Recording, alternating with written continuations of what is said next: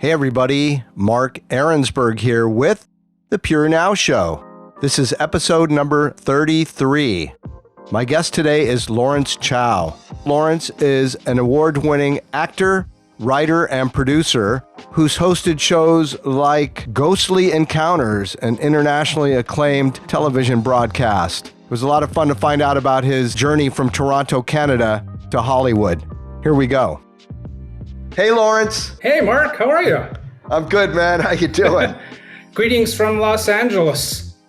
Greetings from Singapore and Vietnam. Nice to have you on the show, man. It's been a long time. The last time I connected with folk from Singapore was the red carpet of Crazy Rich Asians here in Hollywood. I did the red carpet. I was the host. And I ran into Pierre Pong, Coaching Mun, a lot of the old familiar faces. So that was really cool. It's actually a super fun movie. I'm a kind of a movie snob. I'm not easily impressed. I'm kind of bored of the whole Hollywood thing, but that movie was particularly good and obviously very unusual because Asians are obviously underrepresented in Hollywood in a big way and always have been, other than, the obvious faces. You're born and raised in Toronto, Canada. That's correct. You're coming out of the place where Norm Macdonald, incredible stand-up comedian who recently passed, he hails from Canada. There's kind of a short list of Hollywood, like the Mike Myers and a few people that have really taken off and come out of Canada. And what was that like growing up as a Chinese person in a predominantly white country? What was that like? It was cold. And I mean that in a... Cold, like cold towards you, or just cold in temperature? Literally and figuratively. Okay. Now I was a bit of an anomaly as a kid. Unlike my peers, I did not excel in maths and sciences. I struggled to get my A's and, those subjects. And I was very excelled in the liberal arts. I was good at art, music, history, English, especially English. And I knew very young that kind of the writing was on the wall. I wrote a book called Crazy Witch and I illustrated it. Next thing I know, it's in the school library. And I was like 7 years old. And I think the stones were cast very early because all the teachers said, he's going to go in some profession in the arts, which traumatized my parents. Oh, I'm sure. So from high school, I ran for student council and was the PR guy.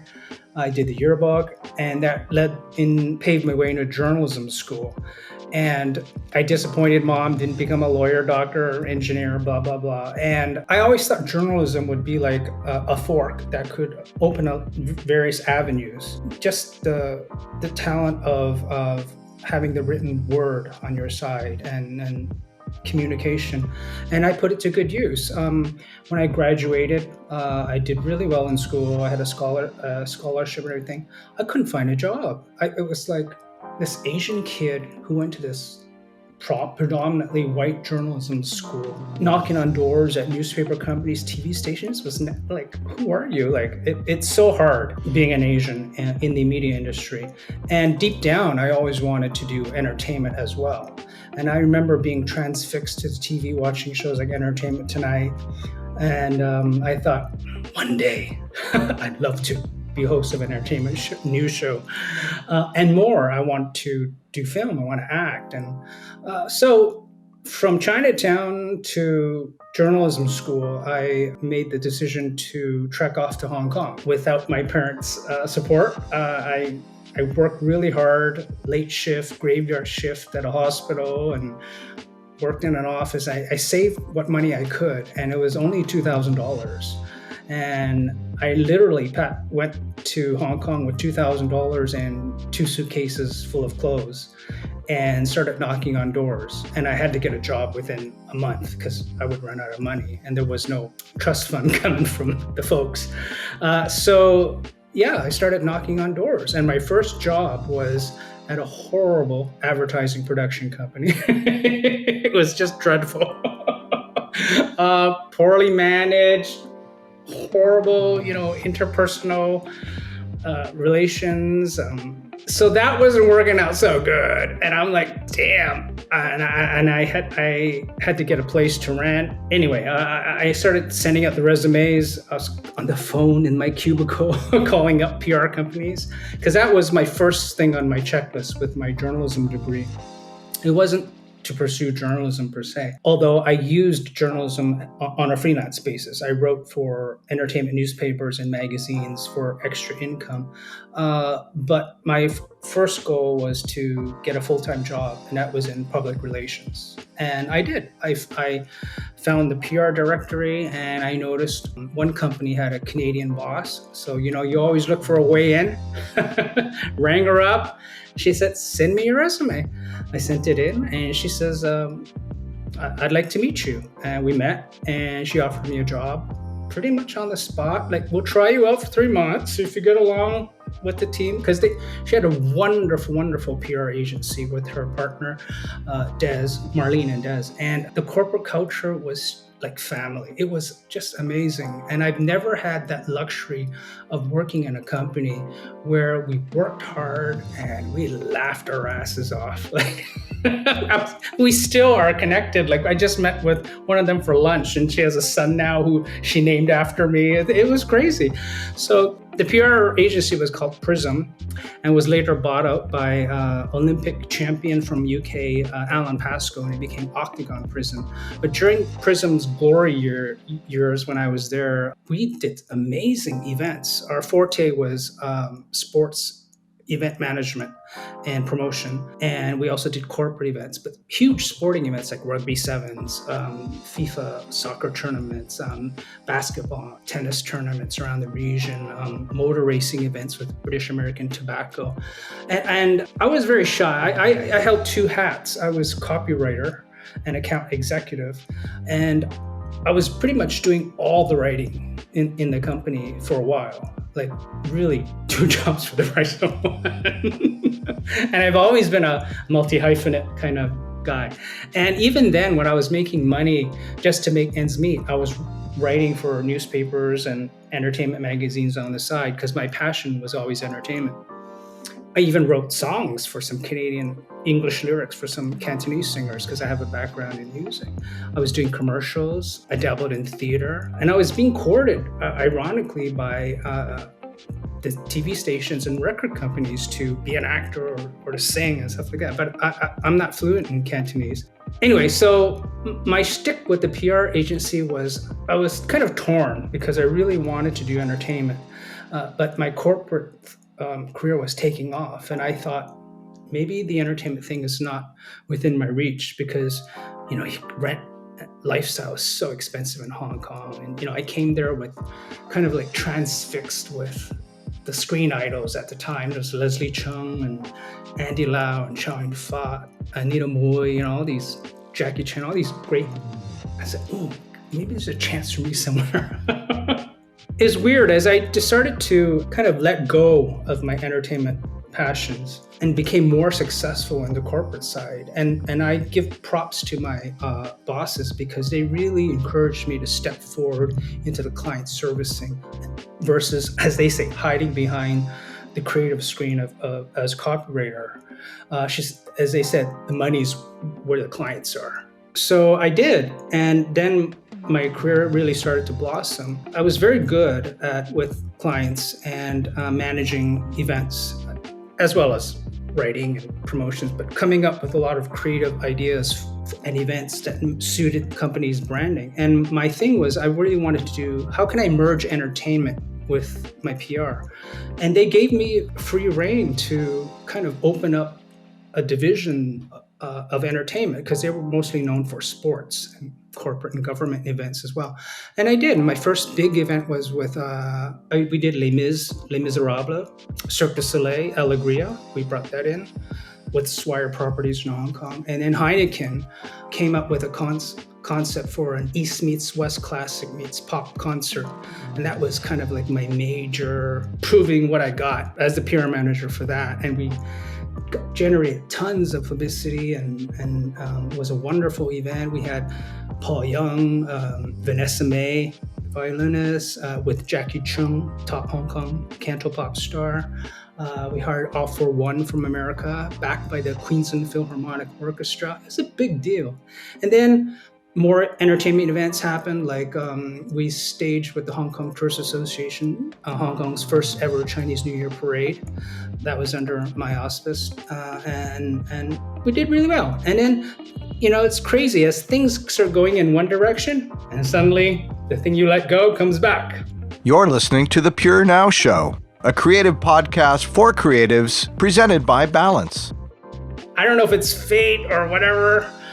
A colleague said, "Oh, my friend's auditioning for a play. Can you just go? They're looking for expat Chinese guys." And I went, I got the lead. I was getting cast in a lot of commercials on billboards and on the subway station, magazines, window shops.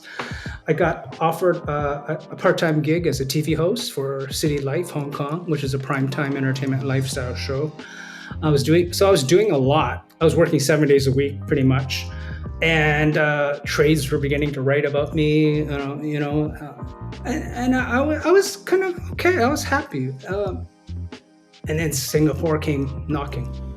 And it was really much by fluke, because I went off to Singapore on a whim to visit a good friend who moved there. And I also went to visit another friend who worked at the TV station there. And she said, "Oh, let's meet up for lunch when you come to town." I said, "Okay." And was waiting for her. And her boss, Sunny Lim, comes up to me and goes, "What do you do?" I said, "Oh, I'm a PR, plus I host a TV show, blah, blah, blah." And he was in current affairs. And he says, "I think there's be a couple of vice presidents here who would like to meet you." Cool. And I met with the acting VP and I met with the variety VP. And the variety VP, Lung Mei Lin, took an instant liking to me. And I put me on tape and auditioned. And she said, "We'll be in touch." I'm like, heard that before. And again, it's really weird, fate. Sometimes it's good and sometimes it's bad, and this time it was good. I went back to Hong Kong, and it was 1997. All the major PR companies were doing some sort of handover event because the British, were giving Hong Kong back to China. I met up with Limsek, and we're recasting for Showbuzz, but the new vice president of Marcom has already decided on this British chap. But you seem to be like, your entertainment stuff. I go, I do. I live and breathe it. Like, I harbor dreams of being on Entertainment Tonight for my life. And Limsek had tea with her and said, "Lawrence is the guy who should be on Showbuzz. Like, he knows entertainment." Anyway, so they hired this other chap, Ray, and people probably have forgotten, but by fluke, I was a roving reporter on the side for Showbuzz, and I was going to take over the afternoon music video show as a VJ. But when the new Showbuzz launched, there was a bit of hysteria. Like, the fans really liked my reporting, and they kept me on as who's this roving reporter guy? There was no publicity or promotion about it. Where did he come from? And then it was front page news, and phones were ringing off the hook at the station, and I'm very grateful. And then overnight it changed, and by fate, Ray had to leave Singapore. A relative had passed away in Hong Kong, and I got the call, and I had sat in as the anchor for a few episodes, and they had an internal meeting and said, we've decided you're going to be the new anchor of Showbuzz. And I did it, and it was a great run for a couple of years. And then we got a weekend spin-off. We were nominated for an Asian Television Award. I was nominated for Best Entertainment Host. But then things went south, change in management, and it kind of got ugly for a while. And I was too burnt out, because honestly, when you're hosting and producing, I produced my stories and helped produce the show, and writing and traveling. Every week I'm in New York, I'm in LA. I'm working like 90, 100, 120 hours a week sometimes on 1 hour sleep, acting on the weekends on Channel 8 with Don't Worry, Be Happy, hosting live specials, I was like a zombie, like seriously a zombie. But the adrenaline and youth, you just do it. And it was my dream come true. And I remember I was like, this is probably my one shot to do it. If I stayed in the PR agency in Hong Kong, I could have led a very successful, cushiony corporate life, because that's where it was going, the trajectory of account director there, right? And I said, the money's not as much as the PR, but it's a chance of a lifetime. And I went for it. And next thing you know, it was a dream come true. I traveled the world. I interviewed all the big stars, like George Clooney, Tom Hanks, Whitney Houston, Celine Dion, Mariah Carey. It was crazy. Denzel Washington, Halle Berry. MC Tom Cruise's press conference for Vanilla Sky. It was bananas for a kid from Toronto, Chinatown. It was so crazy, and I loved it. And people, and then when I left the show, there's a lot of controversy as to why I left. Was it the money? But it wasn't the money.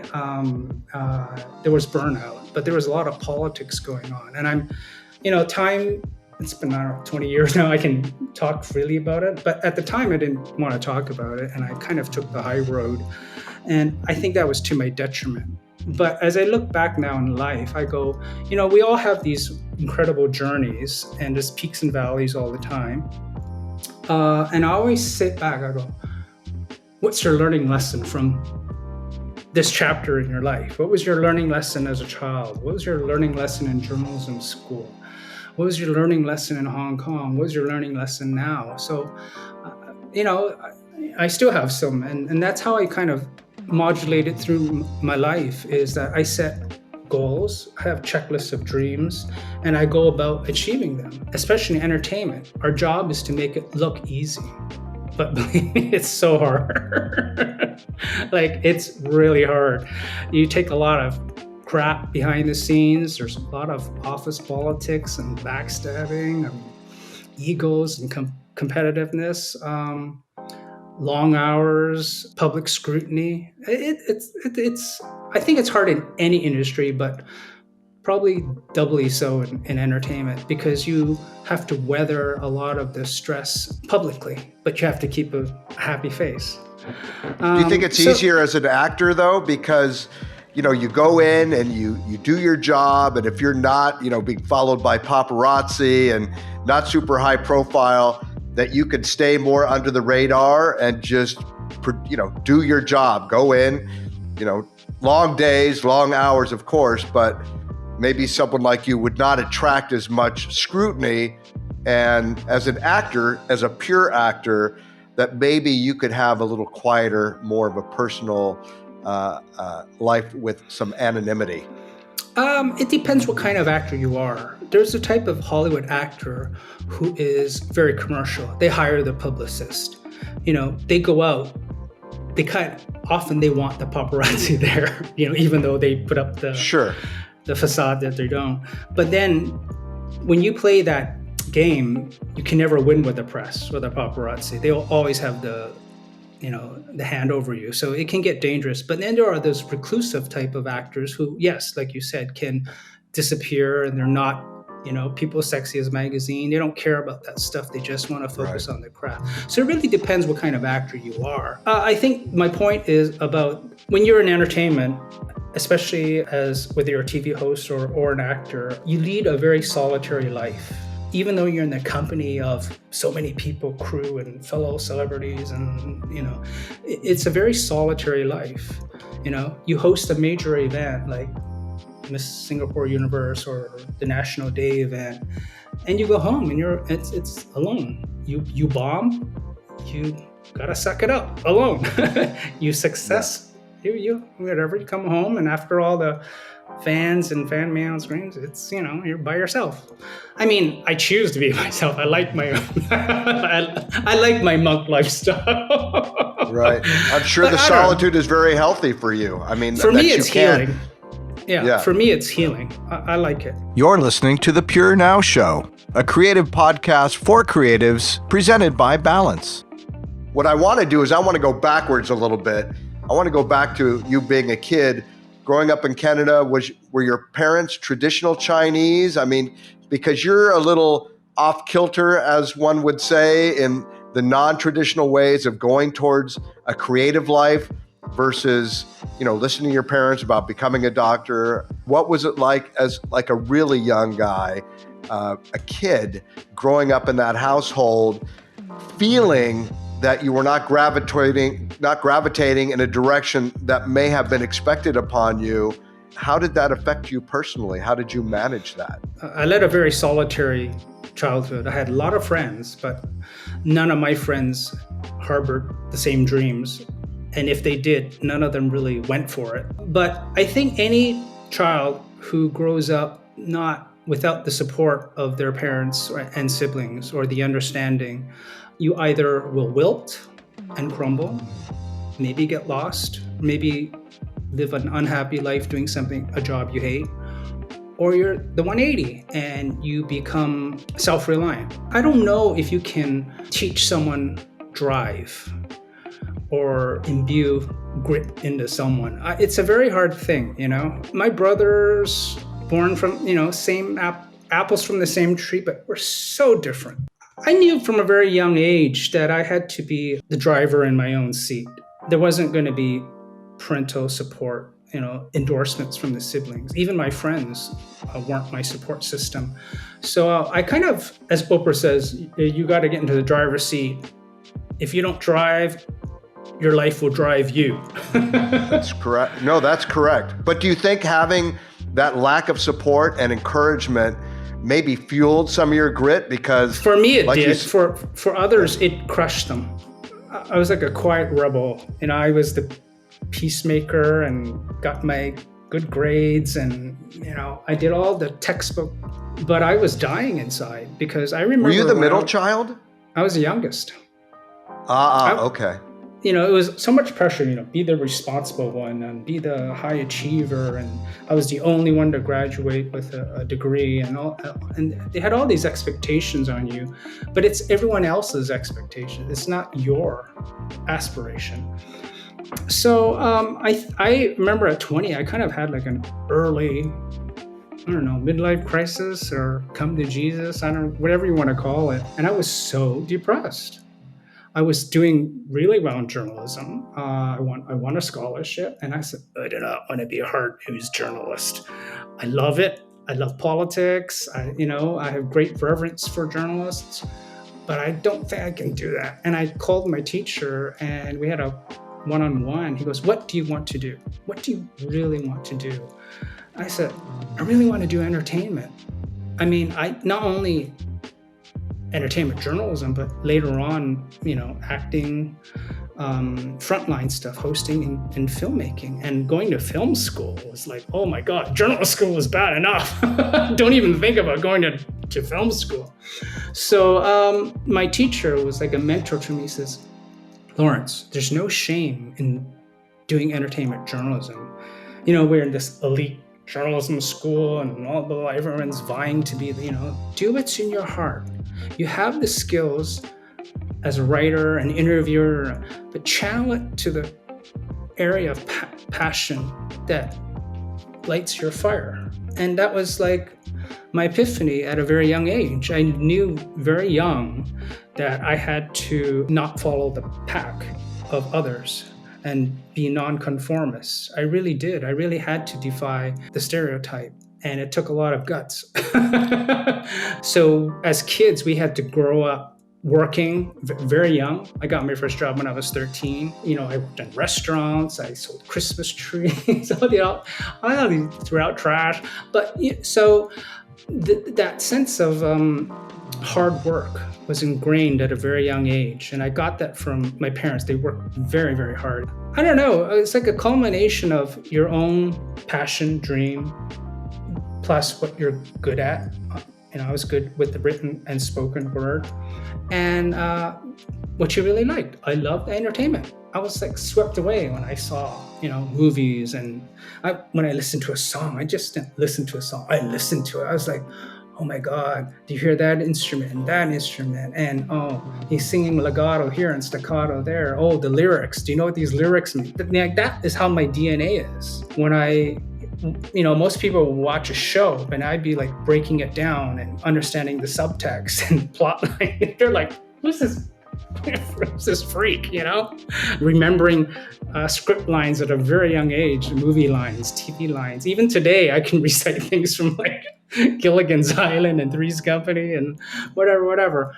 Yeah, so I knew very young, and I knew that at the time, Canada was not a fertile place for me to pursue my dreams because I'm Asian, and Hong Kong was the first natural stop, because when I saw those screen idols, I said, wow, there can be Asian stars. Little did I know, well, you had to be fluent in Cantonese or Mandarin, which I wasn't, right? I was courted by TV stations and record companies, but the language just wasn't there. So I settled for hosting the English show in Hong Kong and went about doing my PR work. And I didn't know anything about Singapore. And unbeknownst to me, Singapore was the Asian market that had an English entertainment avenue, English TV shows. A lot of people ask me, like, are you bitter? You could have been even a bigger star. And there was a lot of things that interrupted my career path. There was a lot of politicking behind the scene. People obstructed me, sabotaged me. And I don't really hold on to like the bitterness aspect of it. It is what it is, In hindsight, when I found out a lot of this stuff, like I said, what's your takeaway? My takeaway is be careful who you trust. Always fight for your reputation, which I never did. I was too burnt out. I let people say smack about me, crazy stuff. Like, it was ridiculous. I've never really talked openly about it, but it's been, 20 years now. I'm going to talk about it. And I'm over here and you're over there. Yeah, let it out, man. Do the therapy right here. From a strictly analytical thing, I had one superior who was like, thought I wanted his job and was sabotaging me behind the scenes with the powers that be, dragging my reputation through the muds. And then the new head of who called the shots with the programming came from an advertising background, didn't really know TV, didn't even understand the importance of what we had achieved with Showbuzz, which was make it an international entertainment news program that could, hold its own journalistically. But also, we scooped up all the advertising revenue from the print media. Before, the movie studios and record companies would always go to 8 Days or Straits Times. When we came along, because we were doing the publicity, the advertising money came in and our advertising revenue shot off the charts and our ratings were great. But the new head came in from her advertising background, was so upset that we were giving them, quote, free publicity. And she didn't realize that, no, it was working hand in hand. By giving them publicity, doing the junkets and giving them airtime to promote their movies and records, they're buying more ads. So when they decided to kill Showbuzz and, cut out junkets and things like that, the advertising disappeared. And then the junkets went back to the print media. And it was like, we worked so hard. We had at the beginning, we had a wonderful team and we're on fire and we achieved so many milestones. We got the Weekend spinoff, Showbuzz Weekend. And it was hard to see it go, but I was so burnt out. I was okay with it. But the final straw that was really upsetting was one of the co-hosts, and it wasn't Andrea, wanted to create like a media scandal and go to the press, and called a crisis meeting. And we told her, don't do that. Like, don't burn your bridge. But she had the gall to go back to the station and said, I came up with the idea. Just like, what? I just told you not to do it, and kind of like bowed out gracefully, don't burn. And meanwhile, and I was like shocked. I was absolutely shocked. And that was kind of what was going behind the scenes and all this, like, it was pretty much rubbish. And I just, let it water off the butt. But that was another learning lesson because I was young. How old were you at the time? Oh, it was like late 20s. Okay. Yeah, you were young. Yeah. So it was like that was the biggest learning lesson. I like, don't let people ruin your reputation. There are lawsuits that people file now. Look at the Johnny Depp trial and Amber Heard trial. I mean, this exactly. It's the biggest thing on the planet right now. I'm even sucked into that thing, and it's not my cup of tea. But I have to tell you, I have learned more about myself and my relationships and my issues and things through not just watching the trial, but through those that are examining the trial. It's been actually a fantastic experience for me. It's disappointing when the people you trust can turn on you on a dime for their own avarice, True. That was a big learning lesson. There is no loyalty, especially in show business. Here I was like devoting my life and thinking, and I was not involved with any of that nonsense. And they were the ones who were churning the pot, stirring the cauldron. And that, they managed to get people to believe them. That was disappointing for me. So I bowed out for a while. I took a break. And then the crazy thing about that, after they tried to revamp Showbuzz, is like, it ended up going back to the way we had it. And it tanked because they didn't have the right people in place, whether it was the anchors or whether it was the producers. And it's a dinosaur of a show to put out because it's 52 weeks of the year, nonstop. Like if you got an editing shift at 6 p.m. or 6 a.m. or whatever, you're working at midnight, but you have to be back, go home, view your tapes till 3 a.m., get your script ready, come back and edit at 6 on 3 hours sleep, edit for 4 hours, go off and do an interview, come back, watch your tapes, go record this show. It was like crazy. It was absolutely insane. Like, I don't think, that's another thing I learned about myself. It was like, I'm an anomaly. I think I could have had a nervous breakdown. I should have had many nervous breakdowns before. Do you think because you came from a hardworking, conservative Asian family, that maybe that helped set you up to have the backbone to do that stuff? I think it was more that, oh my God, I have a chance to live my dream. And eventually I came back and I hosted Hollywood Square Singapore, or Celebrity Squares is what they called it. I hosted some live specials and did some work, and I was fine to exit Singapore by then. So, and I also did a business entertainment show, Capital E. You're listening to The Pure Now Show, a creative podcast for creatives presented by Balance. What kind of talent to display, because you went to Singapore, you went to Hong Kong, where obviously you would have a much better chance than being in Canada.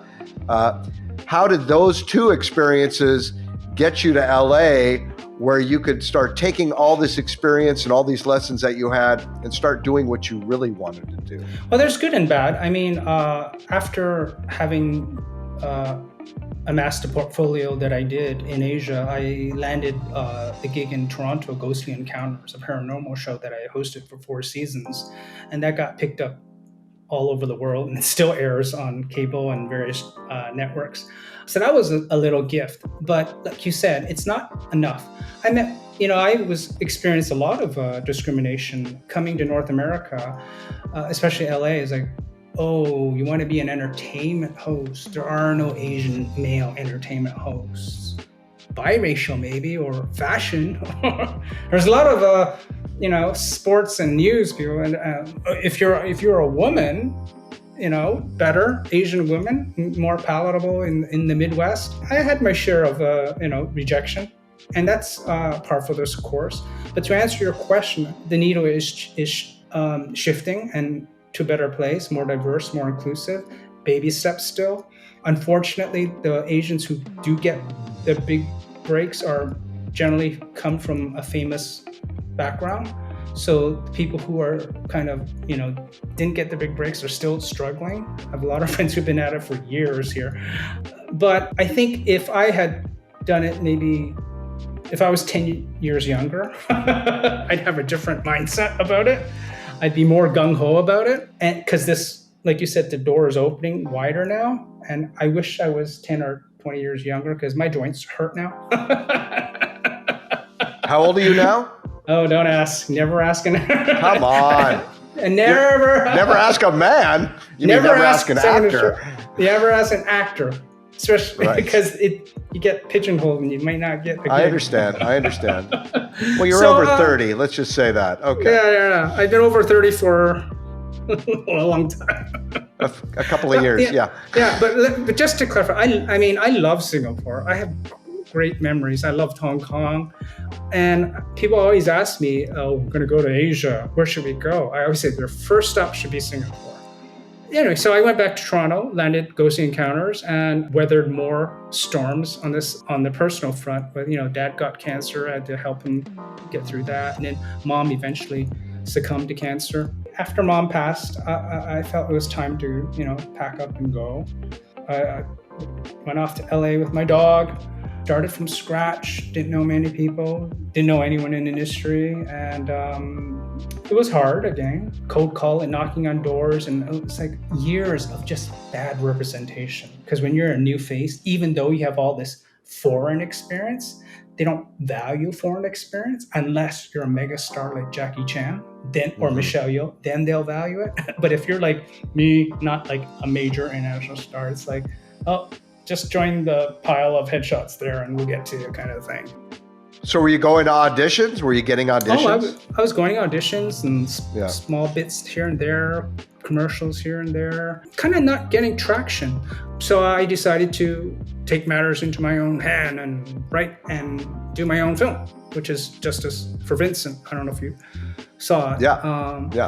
But it's a rare Asian American social justice story about a Chinese American citizen, Vincent Chin, who was bludgeoned to death with a baseball bat in 1982 by two disgruntled Caucasian auto workers in Detroit at a time when they thought the Japanese auto invasion was compromising the American auto industry, i.e. putting them out of work, giving them a run for their money with more efficient Japanese cars. And they mistook Vincent, Chinese, for being Japanese and beat him to death with a baseball bat days before his wedding.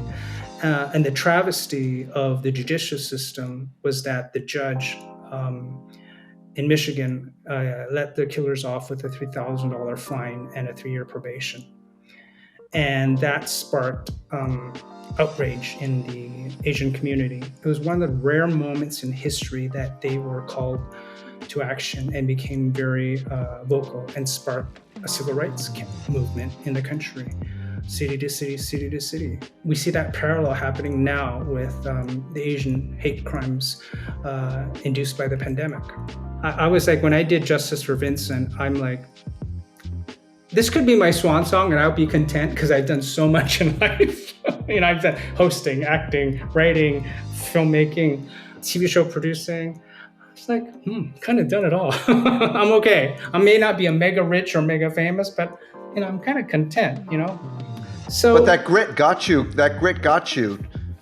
what you wanted. Yeah. Harnessing an independent film is by no means easy. It's brutal. Yeah. And I set the bar very high. I strive for excellence. I got name talent involved. I hired a professional award-winning director. The sets and were not cheap. It was a high quality production. It's an adaptation, mind you, but the quality of work stands for itself. Just to sidetrack, it's like for people who want to do an independent film, and I know you've had other guests on your show that have done it, it's brutal. I mean, it's not just money. It's juggling everything as the producer. You're casting, your promotions, you're organizing the crew, you're taking care of it's everything. Egos, it's gear and lighting, lighting, everything. It's insane. Yeah. It never ends. It never ends. Submitting to film festivals, going to the film festivals, promoting, distribution, the whole 9 yards. Yeah, I'm like, it's been 3-4 years. I'm still doing stuff. I'm like, are you kidding me? Yeah. So, learning lesson. As you get older, you don't have to bite off more than you can chew. Right. Sometimes okay you don't know that till you know that. Yeah, that's true. And I look you back can warn people, but that's true. People you gotta learn your own lessons, man. It's hard for me because I'm a multi-hyphenate, right? I have never been just the writer. I'm the writer and the producer. I'm the TV host who can also act or who can produce. In PR, I was event manager, but the copywriter as well. So it was always like kind of had like juggling a lot of balls at the same time. It's another learning lesson. You're lucky if you find people on a team that share your passion and vision and have the same aspiration of, setting the bar high. That's golden. As the cliche, it just takes one bad apple and the whole thing could crumble. So in that sense, I'm pretty particular, but I'm not like hard to work with. I'm very personable, nice. I make a lot of jokes. I'm very supportive. I give, I sit with my team. If we have to remeasure things, I'll be measuring it with you on the floor on my hands and knees, things like that. I want to close with this question, Lawrence. Yes. If you could not do any of the things that you're doing now and had to do something completely different and kind of jumpstart your life in another way, whether it was a vocation or non-vocational, what would you really want to be doing with yourself? Oh, at first I thought you were going to ask me what am I going to do next as I get older? I would have said writing probably, but your question, I would say two things, maybe psychologist or real estate. I love your psychologist answer because that is a complete departure, and all your culmination of experience actually leads you with your survivability of all those elements that you had to face and manage to navigate through makes you an excellent therapist because you can advise people and listen to them, and you've taken mental notes on your life, which is really fantastic. I'm kind of on everyone's 911 speed dial. Yeah, you seem like the guy that somebody would want to talk to when they run up against a little bit of business, for sure. Let me cut through that bullshit and tell it like it is. Right. But no, I'm quite analytical. First, I want to say thank you very much for coming on the Pure Now show. It was super fun to talk to you. You are definitely a departure from the typical kind of guests that we have, but everybody's on a journey of creativity in some way, and we're all creative beings that have either chosen to express that or had the opportunity to express that in some way or not, and really appreciate your candid storytelling for us here today. No, thank you for having me. I appreciate it. Bye. Hello, LA, and goodbye, LA. Thanks, Mark. Thanks a lot, man.